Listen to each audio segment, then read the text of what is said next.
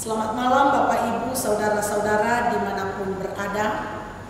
Dari Jemaat Rama Makassar, saya menyapa salam sejahtera bagi kita semua. Bersama dengan BPSW 4 Gereja Toraja, kita kembali masuk dalam saat teduh malam, Selasa 1 September 2020. Kita mengangkat pujian dari Kidung Jemaat 454. Indahnya saat yang teduh.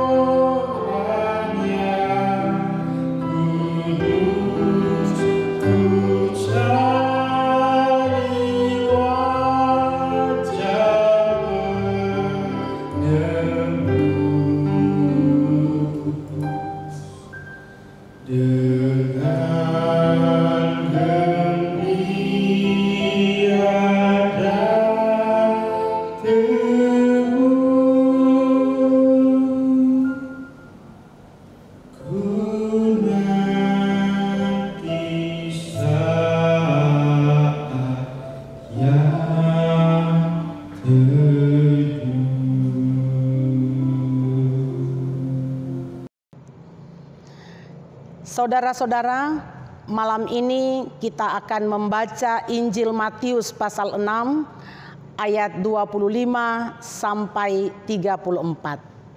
Sebelumnya, mari kita berdoa. Firman-Mu ya Tuhan akan kami baca dan dengarkan malam ini. Bimbinglah kami ya Roh Kudus, dan nyatakanlah kebenaran firman-Mu saat ini. Di dalam Kristus Yesus kami berdoa. Amin. Injil Matius pasal 6 ayat 25 sampai 34.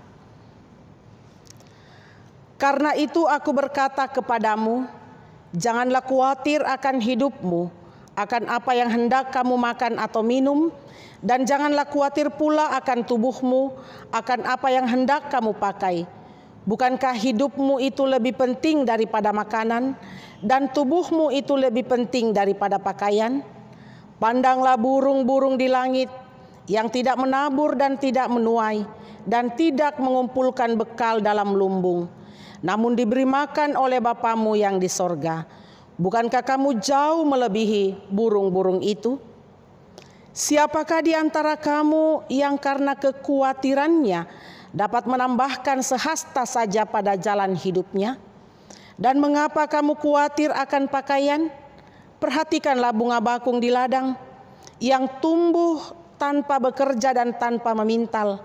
Namun aku berkata kepadamu, Salomo dalam segala kemegahannya pun tidak berpakaian seindah salah satu dari bunga itu. Jadi jika demikian Allah mendandani rumput di ladang yang hari ini ada dan besok dibuang ke dalam api, tidakkah Ia akan terlebih lagi mendandani kamu, hai orang-orang yang kurang percaya? Sebab itu janganlah kamu khawatir dan berkata, apakah yang akan kami makan? Apakah yang akan kami minum? Apakah yang akan kami pakai? Semua itu dicari bangsa-bangsa yang tidak mengenal Allah. Akan tetapi Bapamu yang di sorga tahu bahwa kamu memerlukan semuanya itu. Tetapi carilah dahulu kerajaan Allah dan kebenarannya, maka semuanya itu akan ditambahkan kepadamu. Sebab itu, janganlah kamu khawatir akan hari besok, karena hari besok mempunyai kesusahannya sendiri. Kesusahan sehari cukuplah untuk sehari.